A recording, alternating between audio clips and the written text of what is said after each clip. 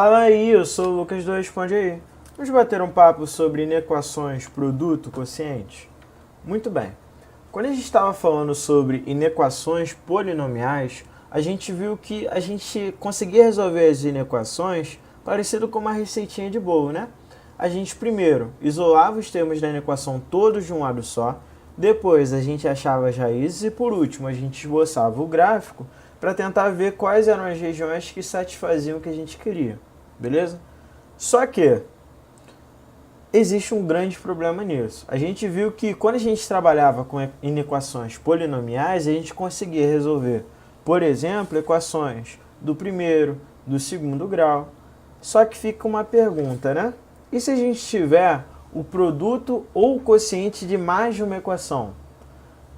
E se a gente tivesse equações com graus maiores do que 1 e 2, como a gente ia fazer esse tipo de coisa?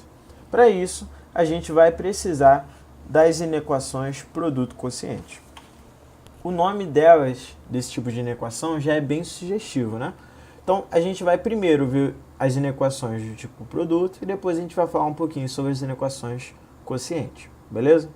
Observa esse produto aqui de duas inequações do primeiro grau, beleza? Eu tenho aqui um 3 menos x e tenho um x mais 3, beleza?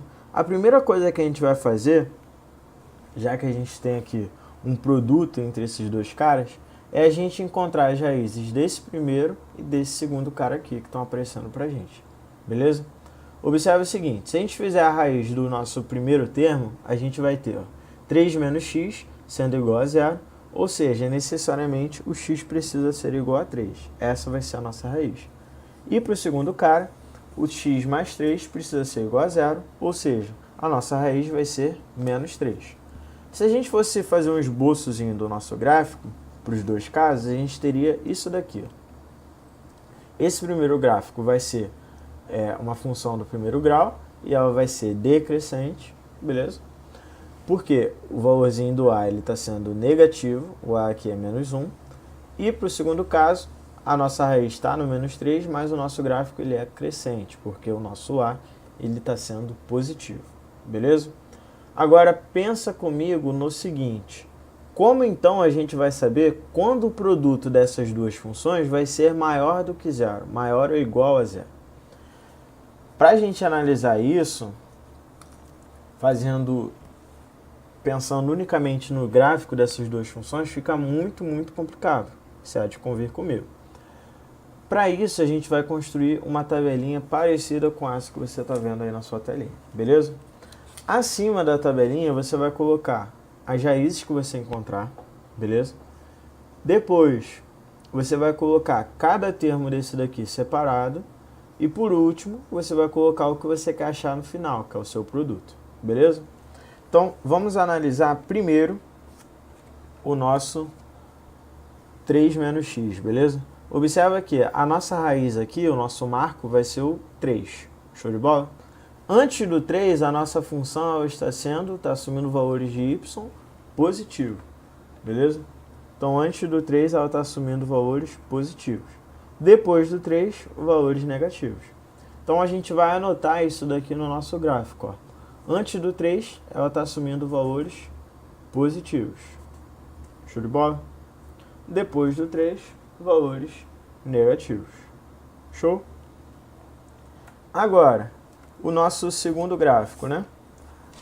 A gente vai ter aqui a nossa raiz no menos 3, então ele vai ser o nosso marco. E a nossa função vai assumir valores positivos depois do menos 3 e negativos antes do menos 3. Beleza?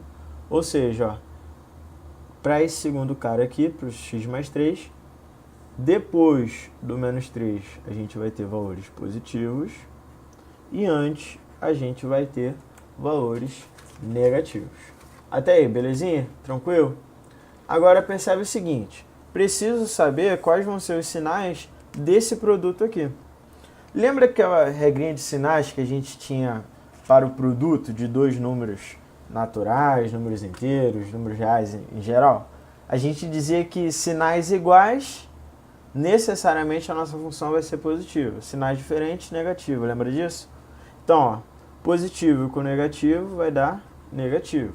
Positivo, positivo, vai ser positivo. Negativo com positivo, a gente vai ter o valor negativo.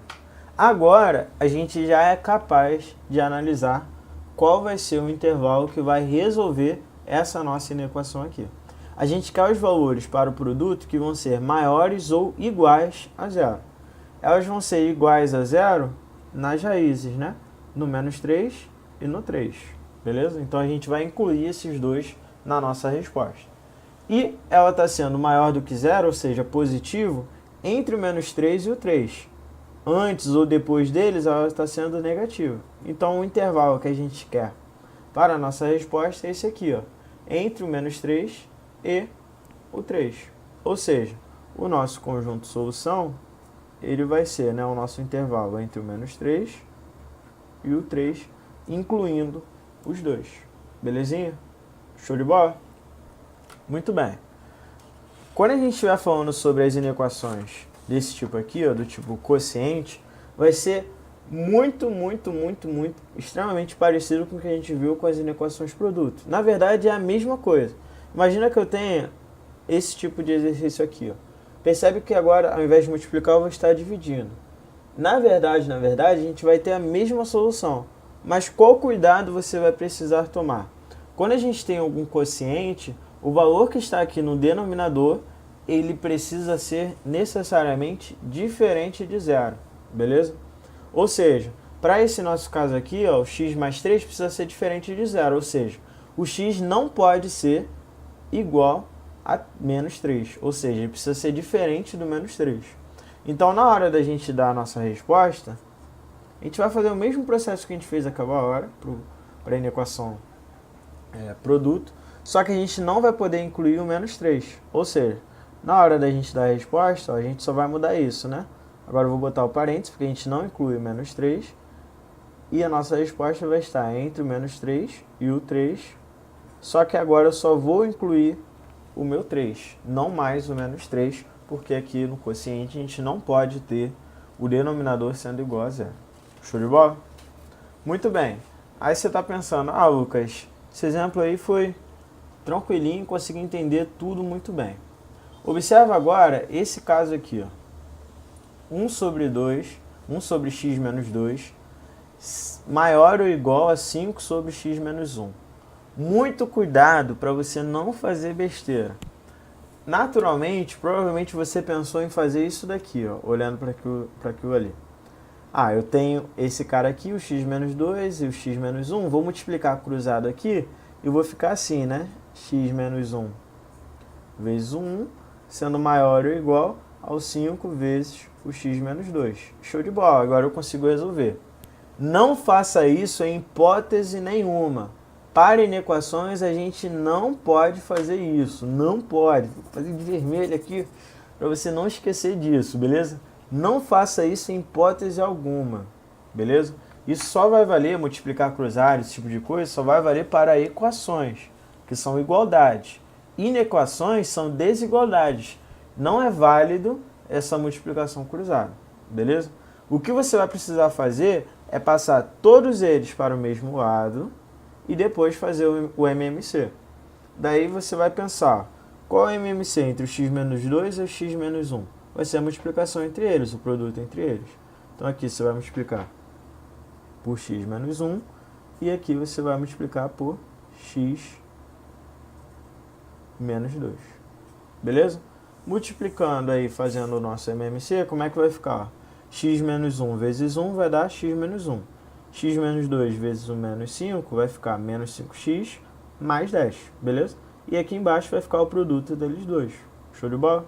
Resolvendo essa nossa parte de cima aí, a gente vai gerar um menos 4x mais 9 sobre x menos 2 vezes x menos 1, sendo maior ou igual a zero. Agora é algo que a gente já consegue resolver. Você vai criar 3 equaçõezinhas, beleza? Vai descobrir a raiz de todas elas e depois vai analisar o sinal fazendo aquela tabelinha que eu te mostrei no início da nossa aulinha. Show de bola? Tranquilo? E aí? Esse vídeo te ajudou? Responde aí.